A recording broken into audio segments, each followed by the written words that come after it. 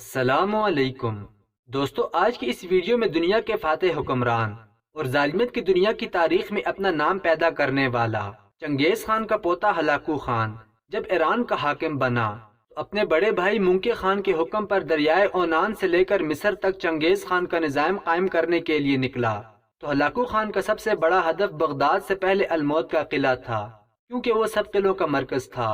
اور اس کے ارد گرد بہت سارے قلعوں کا جال بچھا ہوا تھا۔ ہلاکو خان کی حکمت عملی میں یہ شامل تھا کہ اگر ہم المول کے قلعے کو فتح کر لیں تو باقی تمام قلعوں کو فتح کرنے میں ہمیں کوئی مشکل نہیں ہوگی۔ لیکن دوستو، المول کا قلعہ جو کہ بڑے بڑے گھنے جنگلوں اور پہاڑی سلسلوں کے درمیان چھپا ہوا تھا،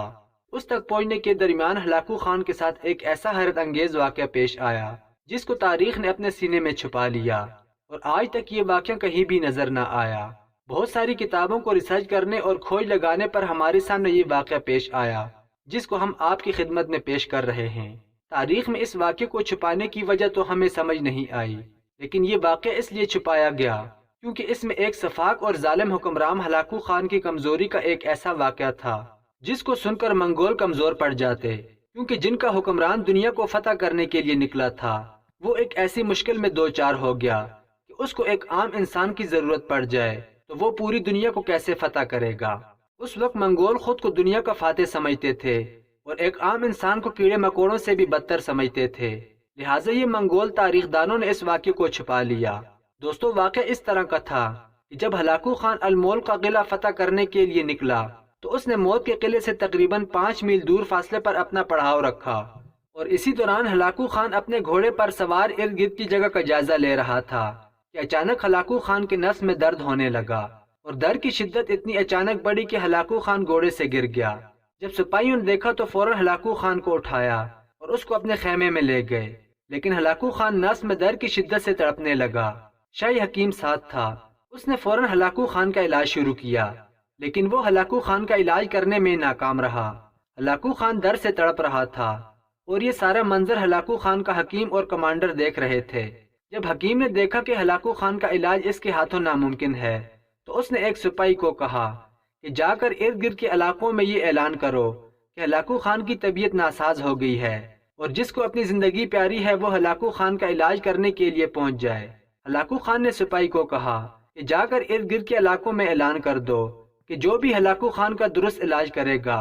اسے یا تو میری فوج میں بہت بڑا عہدہ دیا جائے گا یا بہت بڑا انعام دیا جائے گا۔ منگول سپاہی جب ارد گرد کے علاقوں میں پہنچ گئے اور ہر طرف یہ اعلان ہو گیا کہ ہلاکو خان کی طبیعت بالکل خراب ہو گئی ہے اور ہلاکو خان درد کی شدت سے تڑپ رہا ہے، جو بھی حکیم اس کا علاج کرے گا ہلاکو خان اس سے بغداد سے فتح کیا ہوا بہت بڑا انعام دے گا، کیونکہ بغداد پہنچنے سے پہلے ہی ہلاکو خان نے یہ خبر عام پھیلا دی تھی کہ وہ بغداد کو فتح کر کے بغداد کے خزانے پر قبضہ کر لے گا۔ بہت سارے حکیموں نے یہ اعلان سنا، لیکن کسی بھی حکیم میں یہ ہمت نہ ہوئی کہ وہ ہلاکو خان کا علاج کریں، کیونکہ وہ ڈرتے تھے کہ اگر ہلاکو خان کو کچھ ہو گیا تو ہلاکو خان کے سپاہی انہیں کچا چبا کر کھا جائیں گے۔ لیکن اتنے میں یہ اعلان ایک عام کسان نے سنا جو کہ حکمت کا بہت کام جانتا تھا،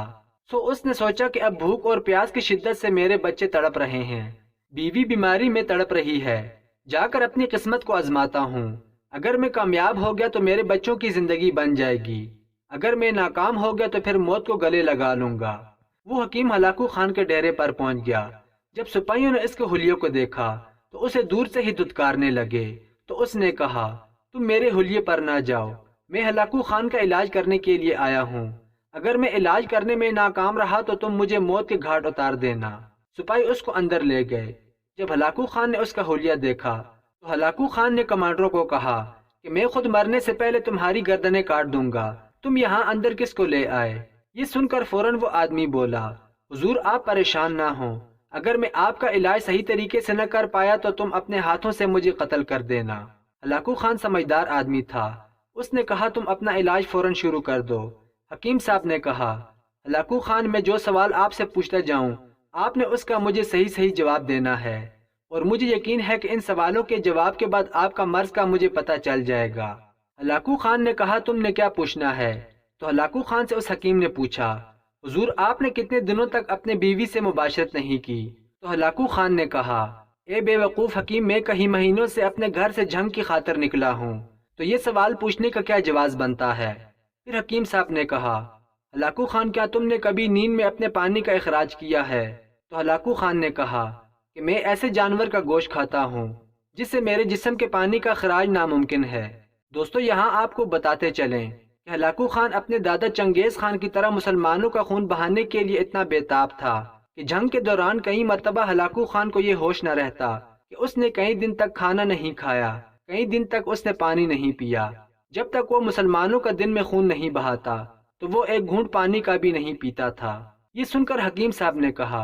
ہلاکو خان اگر آپ نے صحتیاب ہونا ہے تو اب جو میں کہوں گا آپ نے اس پر عمل کرنا ہے۔ ہلاکو خان نے کہا،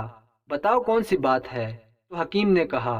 ہلاکو خان آپ ایک لونڈی یہاں اپنے پاس بلائیں اور اس کے ساتھ ایک رات خیمے میں گزاریں، صبح آپ ایرلی خان کے صدقے اب بالکل صحتیاب ہو جائیں گے۔ ہلاکو خان کے حکم پر ایک لونڈی لائی گئی۔ اب رات گزر گئی، صبح ہوئی تو ہلاکو خان بالکل صحتیاب ہو چکا تھا۔ ہلاکو خان نے اس لونڈی کو قتل کر دیا اور بیر ہنستا مسکراتا ہوا نکلا اور اپنے سپاہیوں کو حکم دیا کہ جا کر حکیم صاحب کو میرے پاس لاؤ۔ جب حکیم صاحب کو اس کے پاس لایا گیا تو ہلاکو خان نے اس سے کہا کہ اس کے سامنے خزانے کا منہ کھول دو، یہ جتنا بھی سونا لے جا سکتا ہے اسے دے دو۔ اب ہلاکو خان کے حکم پر وہ آدمی جتنا اس کی ضرورت تھی سونا اٹھا کر لے گیا اور اسی طرح ایک عام کسان کی عقل مندی سے ہلاکو خان صحتیاب ہو گیا۔